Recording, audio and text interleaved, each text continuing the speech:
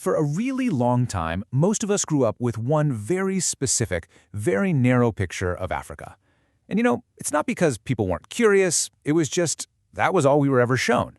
So let's dive into what that means. No, really, just for a second. What's the very first thing you picture? Because that image, that gut reaction, that's at the absolute heart of what we're talking about today. This is all about a huge, huge shift in perspective. Right. And that leads us straight to this powerful idea called the single story. It's not about some big evil conspiracy or anything like that. It's much simpler. It's when one version of a place gets told so many times that for millions of us, it becomes the only version. I mean, just let that sink in for a second. We're talking about more than 50 countries, thousands of different cultures, billions of individual people, and all of that complexity, all of that life, just gets flattened into one single story. And here's the kicker. That one story, it was on repeat, over and over and over again, on the news, in movies, for decades. And you know what happens when you hear something enough times? Eventually, repetition starts to sound a lot like truth. So here's the thing, and this is super important. The story wasn't necessarily wrong, it was just radically incomplete. And sometimes, an incomplete story is actually way more misleading than an outright lie. And this really breaks it down, right? Look at the two sides here. The story we were all shown was about struggle, a place you'd want to escape from, something kind of frozen in time. But the life we all missed, that was about community, innovation, a place you'd actually want to visit, a modern, dynamic place full of life. So, you gotta ask, where did this all come from? Well, it was kind of everywhere. You had the news, which always focused on crisis, but never just everyday life. You had movies that loved the drama of chaos, but completely missed the feeling of community. And yeah, even our textbooks just skipped over huge chunks of history in these amazing modern cities. But then, something started to shift.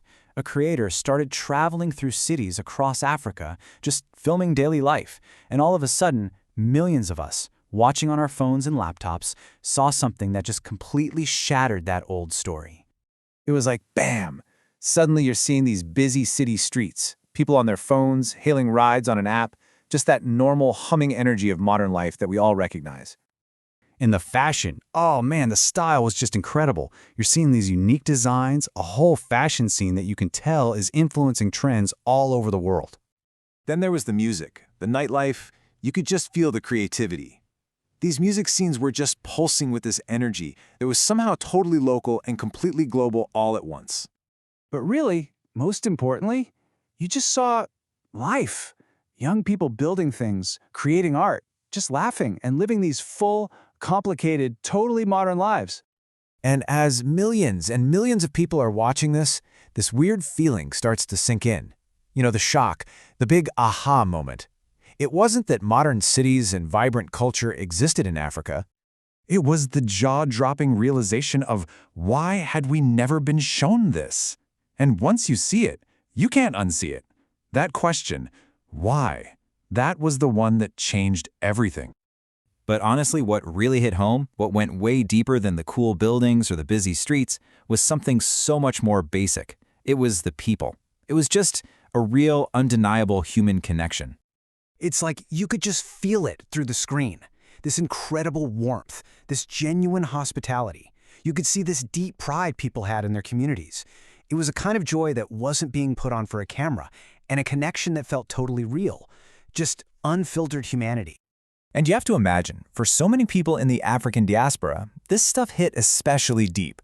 This wasn't just some cool travel video, it was personal. It wasn't about tourism, it was about belonging. It was about seeing a true reflection of yourself in a place that's so often been shown through a funhouse mirror. Okay, so all of this points to a much bigger idea, right? This was never about discovering some new Africa. The continent, in all its complexity and energy, was always there. The only thing that changed was the lens, the perspective we were all looking through. Because the truth is, Africa doesn't fit into a neat little box. It's ancient and it's modern. It's traditional and it's super innovative. It's deeply local and it's a huge global player. It's not one or the other. It's all of it, all at once. And that whole narrative about the continent being behind, it's just not historically true. I mean, go back to the 1300s. Places like Timbuktu were global hubs for learning and trade. It wasn't a lack of progress that threw things off track. It was centuries of outside disruption. And today, you can see that innovative spirit roaring back to life. When you get right down to it, it's pretty simple. Stereotypes survive in the dark. They grow in the absence of information, but they're actually pretty weak. The second you shine a light on them, the second you show people real life, they just start to crumble. And that brings us right back to the most important point of all. Nothing changed on the ground. The continent didn't suddenly get modern. It didn't suddenly become vibrant. It was always those things. The only thing that changed was the lens. So in the end, the story didn't actually change. Who got to tell the story did. And that changed everything.